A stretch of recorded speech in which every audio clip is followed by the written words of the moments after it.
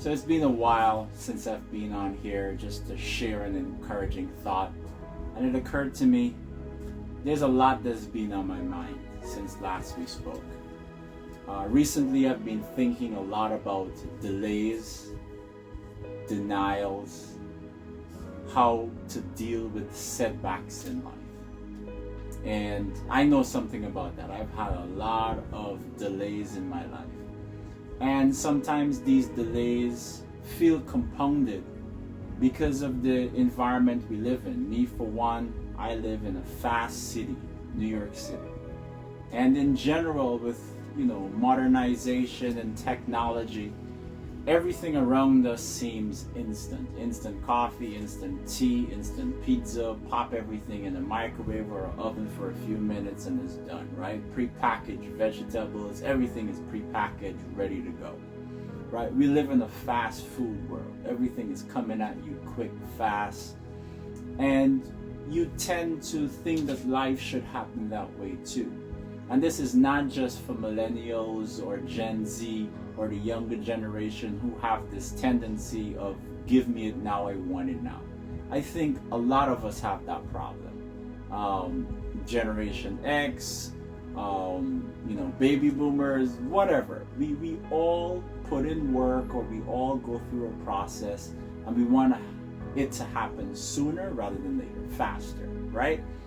So some of us, it's an issue of just not understanding delayed gratification, right? So we hold off on some things for now, knowing that the reward for it is going to come later. But some of us, we do everything right, or so we think we're doing everything right, and we're kind of wondering, why is this taking so long? Why do I have to go through this struggle? And this is particularly compounded by the fact that in a social media world, all we gotta do is open our phone, look on IG, look at TikTok, and we see somebody living their best life, right? Or so we think, right? And we see them having experiences that sometimes we wish we had, and we kind of wondering, God, I've been praying for a child for years. I've experienced losses. Why not me? Why do I have to keep waiting? I've been on this job for 5, 10, 15 years. I've been passed over so many times. Why not me? Why do I have to keep waiting? I seem to be doing everything right. I'm living a right life. I'm following all the rules.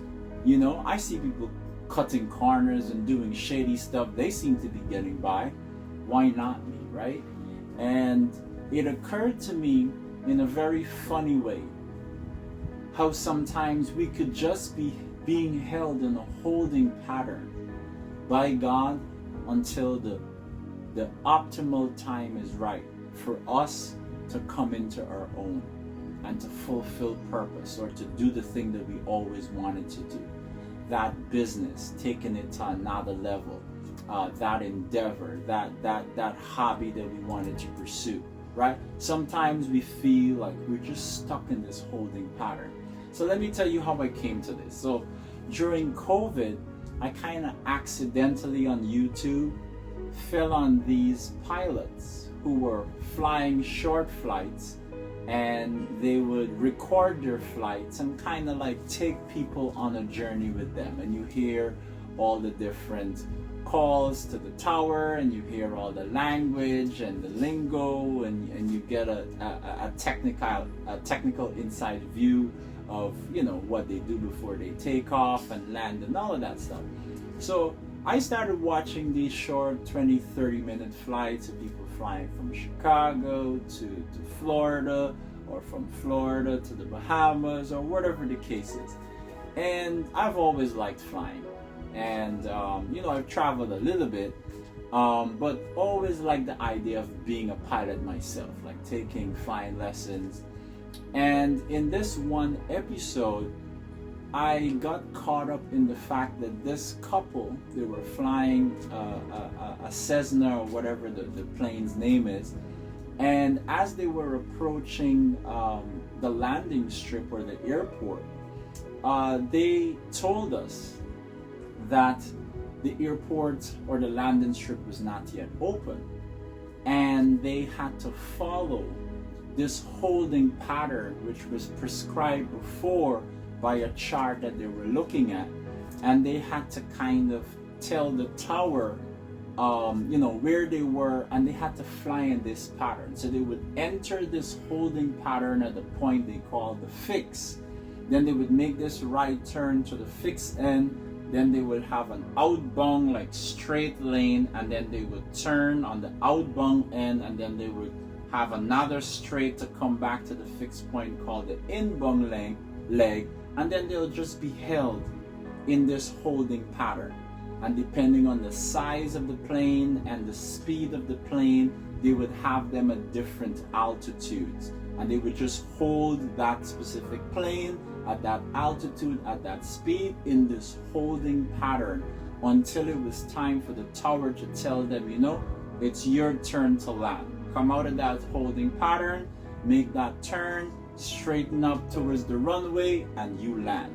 Now, this happens a lot at airports, especially if there's a snowstorm or there's some incident and they have to shut down, one lane being shut down at a busy airport like Heathrow or JFK could cause planes to have to go into a holding pattern, so just they can line up all the planes to land in the right time frame. So as in the natural, so happens in our life in the spiritual and reality in our life as well. We feel like we're stuck in this holding pattern.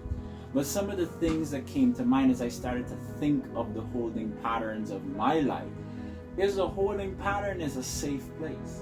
A holding pattern is a place where the tower, we could use this as our Heavenly Father. He is seeing exactly where we are, and He is telling us, hey, come into this holding pattern at this fix, and I want you to stay in this holding pattern for 1 year, 2 years. In flight time, it might be 5 minutes, 10 minutes, a half an hour. Our plane is in this holding pattern, right? But for us, we feel like it's an eternity. Like, when is this gonna happen for me, right? And we hear things like God's delays is not His denials, and that sounds cute, but in reality, that is like very disconcerting at times, because the uncertainty of the unknown makes us very fidgety, makes us think, like, am I doing something wrong? Am I out of place? Am I not hearing God? Am I out of my purpose? All of these things come to mind. I remember a friend of mine, when I was in a battle for a while as an international student, not knowing if I'll have the opportunities to stay here and to work and to raise a family and all that, and I'd be like, man, I don't feel like I'm hearing God. I don't feel like I know what to do next. And he would just tell me, you know what, Luke, if you're not hearing anything, just hold tight. Stay there.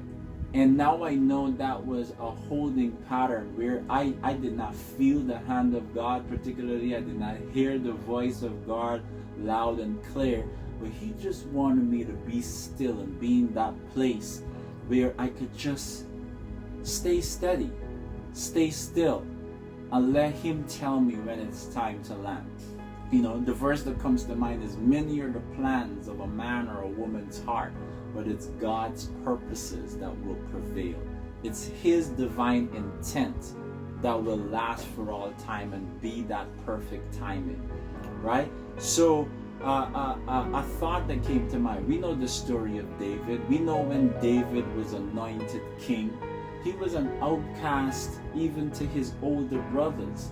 The community around him, they picked everybody before they thought of David. Everybody else was bigger, stronger, more handsome.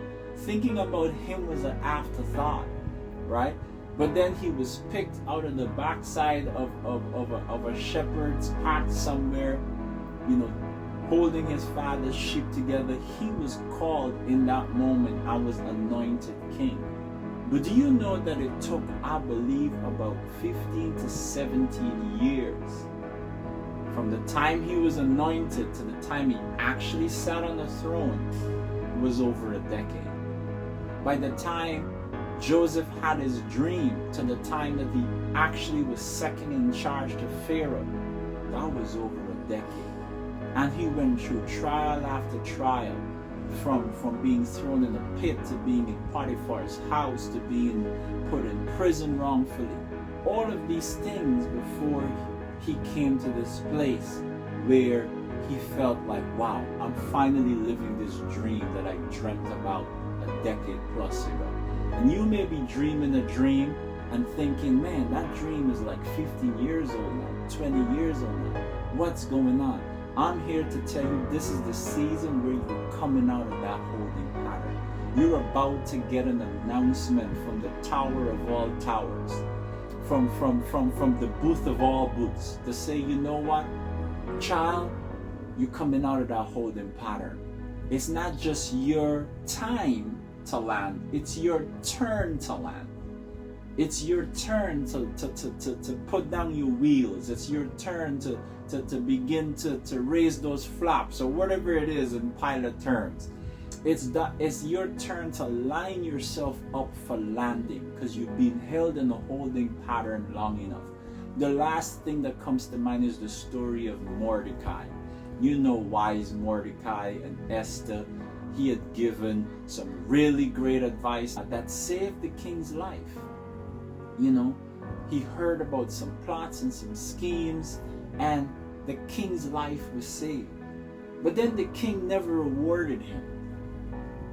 He felt forgotten. He felt left behind. He felt like, I mean, come on. I prevented him from losing his life. And here it is, this man is not even rewarding me. Maybe that's how he felt. But it came a time where the king, in this other season of his life, he could not sleep. He didn't have a reality show to look at. He didn't have Instagram to look at. He decided to go look back at the scrolls of the past accomplishments of his reign.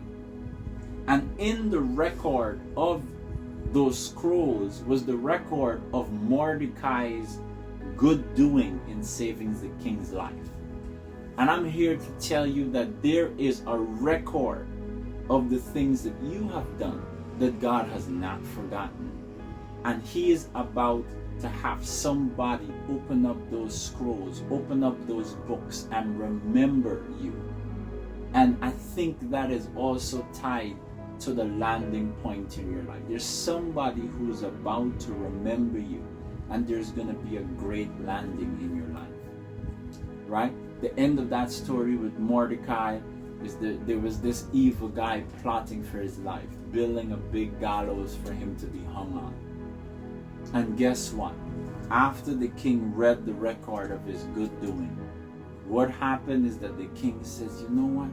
I gotta reward this guy. I never rewarded this guy for saving my life and giving me that information about the people who wanted to kill me. So he rewarded Mordecai, and in saving Mordecai's life, the person who was plotting against him ended up being hung. And Mordecai didn't just save himself, but an entire generation of people. The entire Jewish nation was saved from annihilation because one man who thought his dream was forgotten was remembered by God. One man who felt like he was being held in a holding pattern. When is this gonna happen for me? Why am I in this lowly place? He got the call from the highest tower in the universe that it was his time to land. And I'm here to tell you that it's your time to land. I believe there's a lot of landing happening. People are coming out of cycles. People are coming out of patterns. People are coming out of delay. People are coming out of the holding, fixed, inbound and outbound pattern that you were on. And God is saying it's your time, it's your turn, and you're about to have the greatest, most beautiful landing in the most beautiful place of your dreams. So be encouraged. Don't be weary in well doing, because this is your reaping season. This is your landing time. And everything that God said to you that you thought He forgot about, He hasn't forgotten. because He always looks after His word to perform it. He has His word over you like a guided missile. It has to accomplish that which it was set out to do. It will hit the target, it will hit the mark, and it will always be in the perfect timing of God. A Kairos moment is upon you. Don't be discouraged. It's landing time.